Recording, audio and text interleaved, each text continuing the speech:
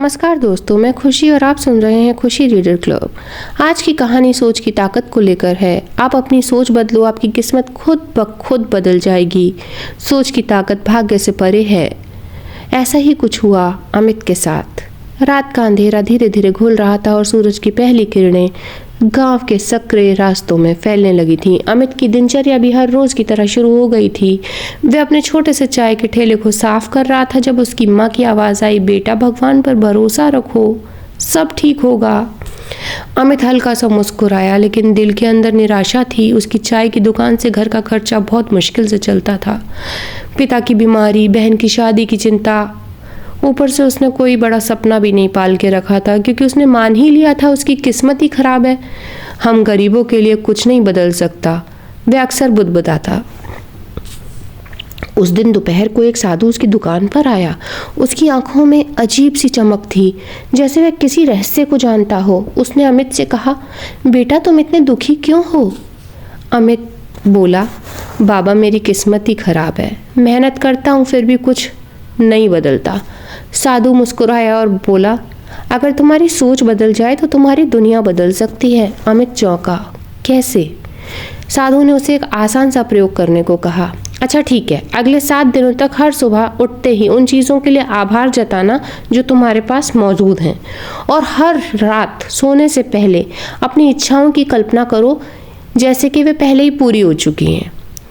अमित को अजीब सा लगा, लेकिन उसने सोचा क्या पता आजमा ही लेता हूँ, और सोच का जादू शुरू हो गया।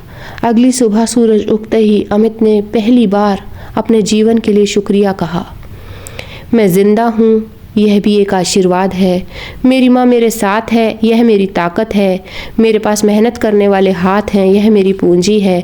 धीरे धीरे उसने अपनी सोच को बदलना शुरू किया। जहाँ पहले वह ग्राहकों से सिर्फ पैसे के बारे में सोचता था, अब वह हर ग्राहक को मुस्कान के साथ चाय परोसता। उसने अपनी दुकान की दीवार पर एक नया वाक्य लिखा, जो है उसका शुक्रिया और जो चाहिए उसकी तैयारी। कई ग्राहक यह वाक्य पढ़ते तो मुस्कुराते हुए पूछते, भाई ये क्या है, इसका क्या मतलब है? अमित भी मुस्कुराकर जवाब देता, मतलब साफ है, जो आज मेरे पास है मैं उसके लिए आभारी हूँ, और जो मुझे चाहिए मैं उसके लिए खुद को तैयार कर रहा हूँ। धीरे धीरे इस वाक्य ने उसकी सोच ही बदल दी। अब जब ग्राहकों से बात करता तो सिर्फ पैसों का हिसाब नहीं करता, बल्कि उनके अनुभवों से कुछ सीखने की कोशिश करता।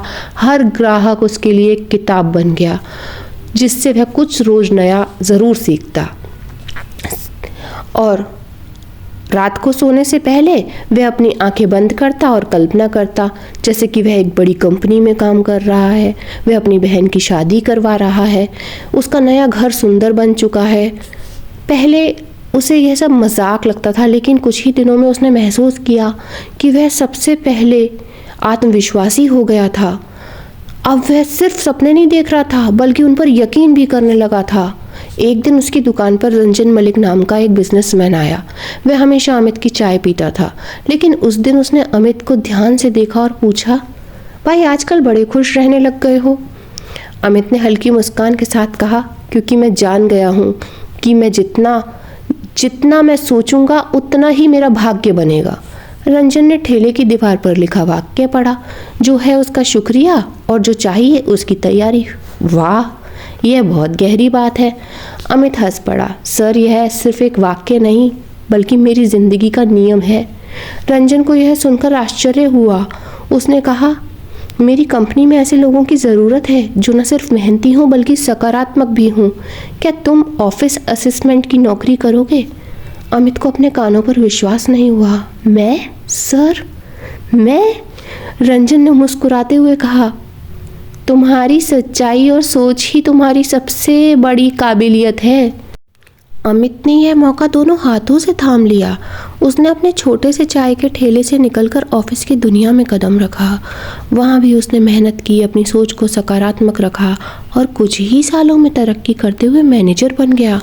एक दिन जब वह अपनी पुरानी चाय की दुकान जहाँ हुआ करती थी उसकी जगह से गुजरा तो उसने देखा वह एक नया चाय वाला अपना ठेला लगा चुका था।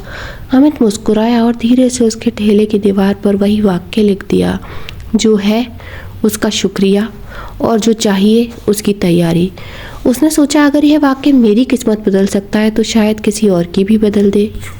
तो इस कहानी से हमें क्या शिक्षा मिलती है? तुम जो सोचोगे वही पाओगे। शुक्रगुजारी से ज़िंदगी बदल सकती है। अगर तुम अपनी मंजिल की कल्पना कर सकते हो तो तुम वहाँ तक पहुँच भी सकते हो। ब्रह्मांड हर इच्छा को सुनता है, उसे सही दिशा में भेजो। धन्यवाद दोस्तों।